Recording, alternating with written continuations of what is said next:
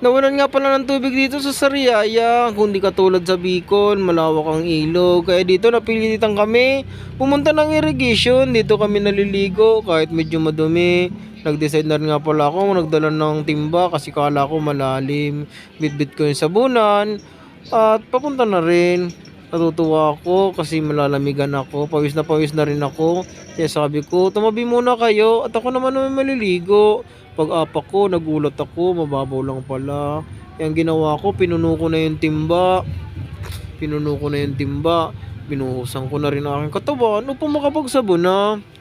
Binuhusan ko na rin ang aking kilikili. Nagbasa na rin ako ng buhok upang mag-shampoo na. Sabi ko sa mga bata, huwag kayong masyadong malikot. Baka ano din kayo, malayo ang pupulutin ko sa inyo. Ayan, nagsabon na nga ako dito. Nagbula na rin yung buhok ko. Kaya ang ginawa ko, kinuskus ko ito. Sinulit ko na rin para naman mapresko. Kasi sobrang init talaga. Dito lang niya sa Tumbaga, sa may Sariaya.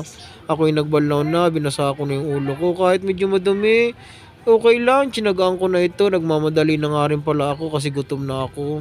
Kasi yung asawa ko, sabi siya naman daw maliligo. Kaya ang ginawa ko, nagtabo uli ako. Hinugasan ko na rin pala yung pit ko, pati na rin yung itlog ko. Sumalok na rin pala ako dito ng tubig kasi ang sabi ng asawa ko, ipag-ibigib ko raw siya kasi maliligo din daw siya. Tsatsagaan niya daw kahit medyo madumi pala. Diretso lang ako hanggang sa pagsalok ng tubig. Maya maya bigla akong naalala ko nung ako'y maliit pa sa kanal ako naliligo. Nakita ko yung mga anak ko kahit pa paano. Naligo sila sa malinis na tubig. Sabi ko ang lilikot nito. Pero naalala ko, mas malikot pala ako nung bata pa ako. Mabilis nga lang din pala ako maligo. Kaya ang ginawa ko, umuwi na ako.